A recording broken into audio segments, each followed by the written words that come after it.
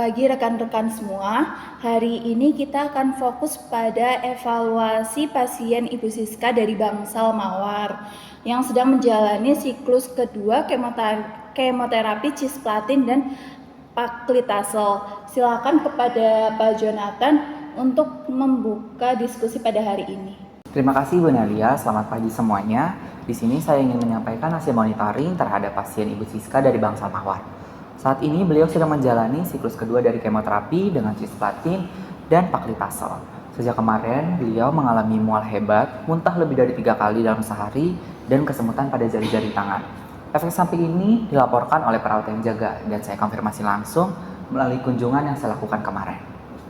Saya mengonfirmasi bahwa sebelum kemoterapi dimulai, Ibu Siska dari Bangsal Mawar ini tidak memiliki riwayat mual berat maupun neuropatik. Pada siklus pertamanya, efek sampingnya cukup ringan, namun tampaknya akumulasi dari paclitaxelnya sudah mulai berdampak. Secara umum, kondisi vital pasien relatif stabil, tidak ada demam ataupun penurunan kesadaran, namun secara klinis, gejala mual dan parestesianya memang perlu kita tangani lebih agresif. Nah, benar dok, dari pengamatan perawat sendiri sejak kemarin siang pasien itu tampak gelisah, kurang nafsu makan dan mengeluhkan tidurnya itu terganggu karena rasa mual yang berlangsung secara terus-menerus. Nah, parestesia pada pasien juga sudah mulai membuat pasien itu sulit untuk memegang alat makan. Nah, kemarin saya sudah bantu dengan tindakan suportif seperti kompres hangat dan pemberian makan dengan tekstur yang lembut. Nah, namun masih belum terlalu efektif pada pasien. Namun, jika kita merujuk pada panduan WHO, gejala mual dan muntah yang dialami oleh Ibu Siska memenuhi kriteria amestesis derajat 3 karena sudah lebih dari 3 kali muntah dalam sehari dan mengganggu aktivitasnya. Untuk parestesia sendiri, kemungkinan besar efek neurotoksi kumulatif dari obat paclitaxel. Saya juga memeriksa hasil lab hari ini. Fungsi ginjalnya masih baik, namun ditemukan hipokalemia ringan yang bisa memperparah keluhan pasien. Sejalan dengan pengamatan dari perawat, saya juga mendapati 2 hari ke belakang, pasien mengalami penurunan kebutuhan asupan energi di mana hanya terpenuhi sekitar 40% dari kebutuhan energi hariannya. Ini bisa memperburuk status gizi dan memperlambat pemulihan jika terus berlanjut pasien beresiko terkena malnutrisi iatrogenik.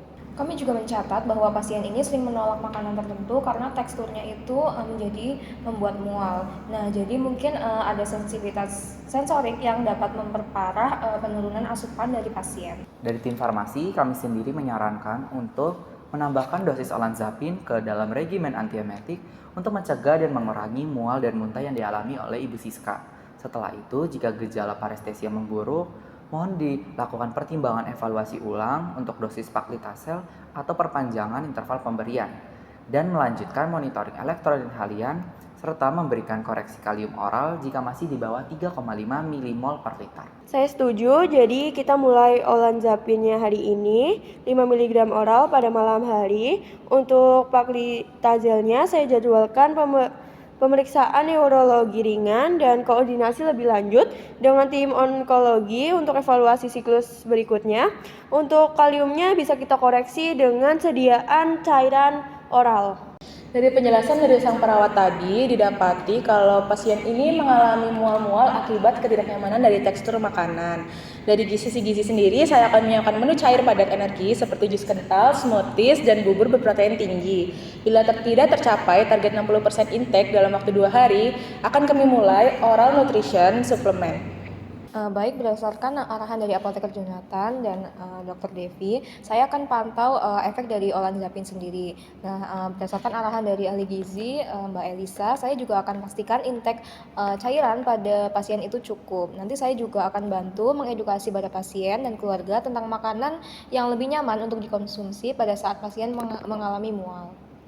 Terima kasih atas diskusi yang sangat konstruktif dan multidisipliner. Pendekatan hari ini sudah cukup menyeluruh. Silakan semua tim bisa melanjutkan kegiatannya masing-masing. Saya harap Ibu Siska segera pulih dengan keadaan yang lebih baik.